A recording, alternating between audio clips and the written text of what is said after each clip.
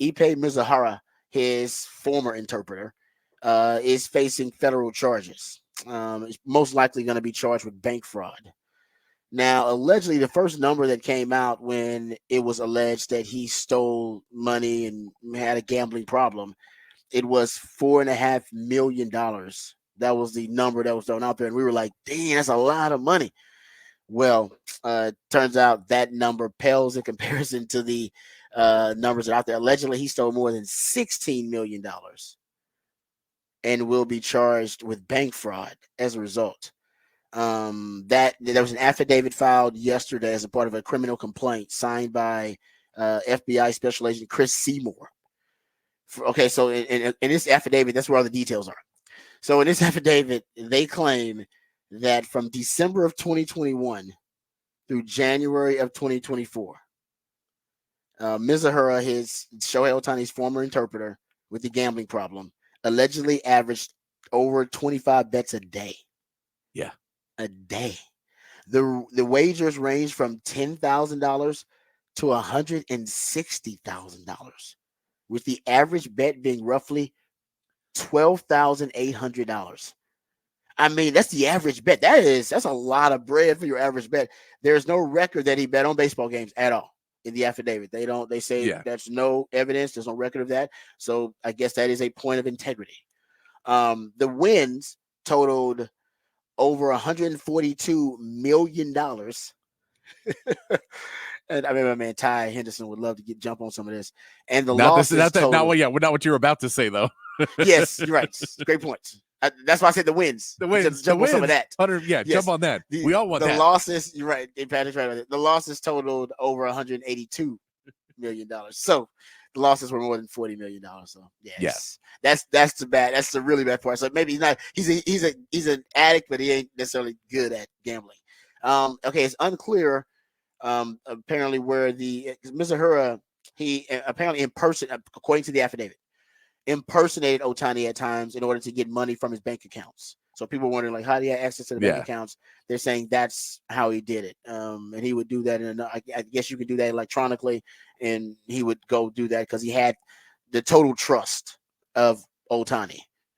He was his confidant in a lot of different ways. Also, okay, so this is part of the affidavit where some people are jumping on the conspiracy theory, and maybe it's more the conspiracy theory, just the possibility that Shohei did know about this and was actually involved, may have been funding these gambling efforts by Mizuhara. So there's a paragraph in the affidavit, and here it is. It says, on or about March 20th, 2024, Mizuhara message bookmaker, and they just say bookmaker one. They, I guess, for confidentiality, whatever. They say bookmaker one, stating, "Have you seen the reports?"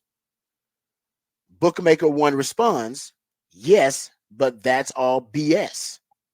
Obviously, you didn't steal from him. I understand it's a cover job. I totally get it." Mizuhara responds to that, and to bookmaker one, saying, "Technically, I did steal from him. It's all over for me." And so up here running like, so what does that mean? So the bookmaker one seems to like, oh no, man, we know that you're the fall guy here. That's pretty obvious. And then he's saying, yeah, but I did steal from him technically.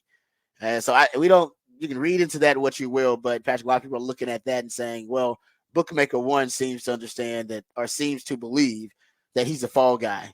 And that, no, he's implying that he's the fall guy for it. And then you got the response from Mizuhara saying, no, technically, by the letter of the law, I am stealing from him. But maybe I'm stealing from him because I have an agreement. And I don't know. I don't know.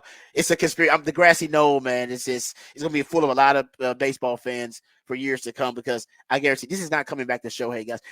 And by the way, in the affidavit, they found no evidence that Shohei was involved or knew anything about it. Yeah, so and I mean, that's when you talk about a compulsive gambler, and that he might also have told this bookie, and there may have been points where he said he was Shohei and talked to him that way, and there may have been points where he lied about this as well to the bookie, and then when he gets caught, he goes, "Oh, well, all those times that you were talking to Shohei, that was just me." Yeah. And all those times, like when I was translating for Shohei on the phone, he wasn't in the room. I was just saying that he was in the room, and I wasn't. Yeah. Like it And could I'm have with been. you. It You're right could have about been that. that as well. The But association. yeah, I think the biggest thing we're wondering is like, how do you get that line of credit? And you're like, well, if you're betting 12,000, 15,000, 20,000, and so if you start with bets like that and you're just betting that for a while, they'll let you go up more and more because you're just considered a whale at that point. Yeah. They're like, we'll get you what you want, whatever you want. And so that makes more sense on that end. But yeah, I don't know if it was the technically I stole from him is a weird line. Yeah, technically I stole from because what exactly is that feels like one of those things that somebody who stole a lot of money but is trying to find the silver lining for themselves. Like, well, technically, like Shohei said, whatever's mine is yours. So I mean, he said I could have all of his things, but technically I went into his bank accounts and impersonated him and stole his money. Technically, that's a crime. But he said it was okay, when I had dinner with him and he said, mi casa, su casa. And I thought, cool. Well, bank accounts too. Your laptop's in your house. That's good. No, you're right. I mean, they don't go into detail about how he was impersonating him and access and all that kind of stuff. That may come out later because this is a criminal complaint, but he definitely is going to be charged. I mean, the figures here, the dollar figures, we're talking about some pretty serious bank fraud charges too. So yeah, I'm with you. Like I said, the Major League Baseball investigation, if it's still ongoing, I mean, it's not going to find that if this criminal complaint did not find that there was any connection with Shohei or they knew anything, and then he's going to continue to be cleared by the Major League Baseball investigation. So just that's an easy prediction, guys. That's not coming back to Shohei. It'll all come. Even I'm not saying that Shohei didn't have anything to do with it or didn't know about it, but I'm just saying there won't be any proof of it. Yeah, there's not enough evidence right now. If the feds are saying that he's not involved, then you're probably pretty clear. Because baseball, MLB is not going to come out and override the feds. Exactly. There you go. It's not going to happen. So, I mean, that's I got to tell you that number though, man, $182 million in losses, and that was a period just from December of 2021 to January of 2024. That is crazy. I can't even imagine just betting that kind of money. That's a high you are chasing. That is, wow. So take you on a downward Do you know who I really want to get their comment on this? I'd really like to hear what Michael Jordan thinks about this. MJ, hey man, I think MJ's gambling is, I've said this before. He's got a competitive sickness, which is a borderline, kind of addictive habit you got to feed.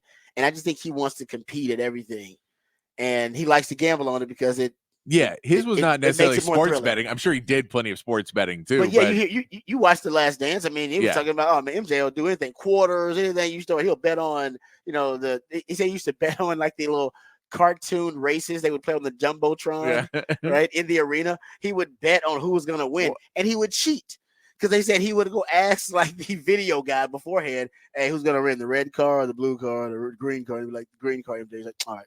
And MJ would go out there and then bet with other people who's going to win. And he already knew who was going to win. Like MJ is, man, his competitive sickness is borderline sociopathic. Well, we love it. When they would talk about him driving out to Atlantic City or flying out to Atlantic City and then getting back at like 3 a.m.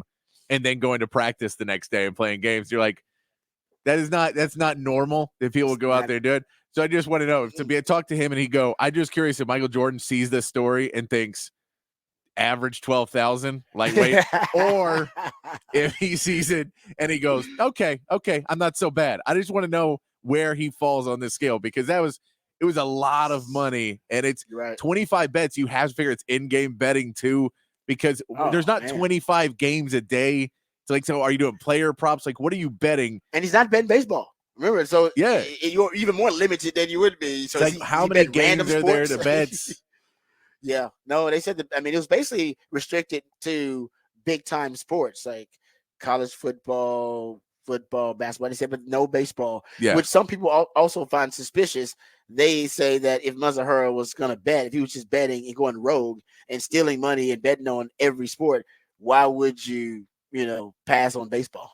Well, because if it was Ohtani, yeah, of course you pass on baseball because that's a rule. But I think in his head, the betting wasn't necessarily the problem. He was like, I'm not betting on baseball. I don't think he realized how illegal it was in California. Yeah. And so he just, in his head, I'm just betting, which everybody bets. That's not a problem. It was more the amount that it was in the stealing the money. That becomes a huge, huge problem. And yes, it was illegal in California, so that's a problem. But that part, I think, you can explain off as that's ignorance a bit more. The rest of it, the stealing the money is not you can't plead ignorance on that one. I'm going to go with your question on MJ. I'm going to say MJ looks at it and kind of laughs. I think MJ, he's a billionaire, by the way. I think MJ bets big and has been betting real big. He may not do 25 bets a day, but he may do 5, but they're huge. They're astronomical and I could numbers. bet he gambles about that average, because if you're saying bets and then you took in blackjack or roulette or whatever else he's playing, then 25 a day seems like a reasonable amount for MJ. Oh yeah, if he goes to a casino, MJ, it's all all bets are off. No pun intended. He's probably got an app on his phone, and you just see him like, you playing Candy Crush? He's like, nah, I just dropped $2 million. Exactly. No, I mean he's a billionaire, so I mean Shohei's got a lot of money, but I don't think he's billionaire status yet. And this guy was stealing from a multi-millionaire. Yeah, MJ, and I will say that MJ will claim he doesn't. Remember, he's been asked multiple times. He said he does not have a problem, does not have a gambling problem. No. The interpreter, he has a gambling problem. Yeah, whoever's making the bets for MJ, that guy has a gambling problem, not MJ. No, it's a good point. I agree with you on that. All right, there you go. So that's out there. That was the big story that broke.